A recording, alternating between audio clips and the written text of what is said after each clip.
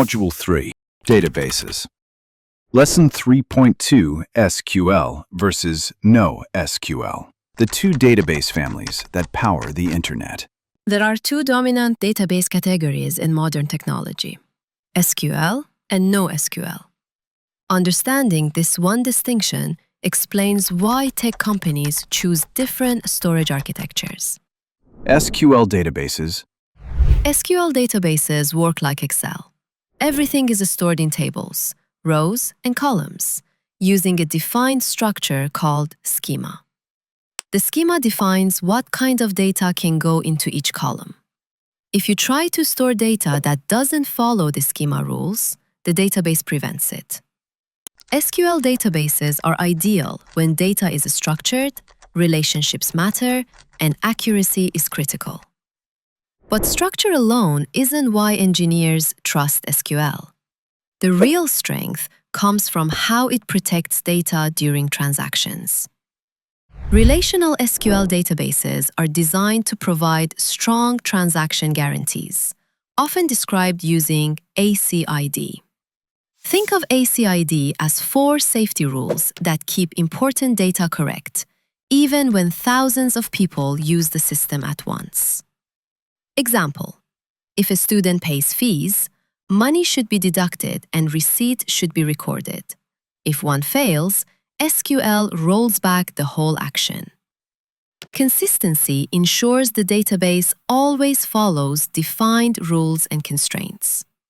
You can't store impossible or invalid data. For example, you can't give a student a grade for a course they were never enrolled in.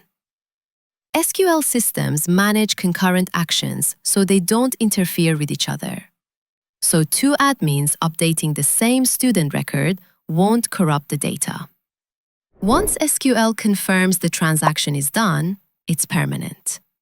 Even if power fails or the server crashes, the data doesn't vanish. This is why SQL is trusted for mission-critical systems, because it guarantees correctness. But not all systems need this level of rigid structure. That's where NoSQL comes in. NoSQL databases. NoSQL databases often store data as flexible documents or other non-table formats. They allow changing data structures more easily than traditional SQL systems.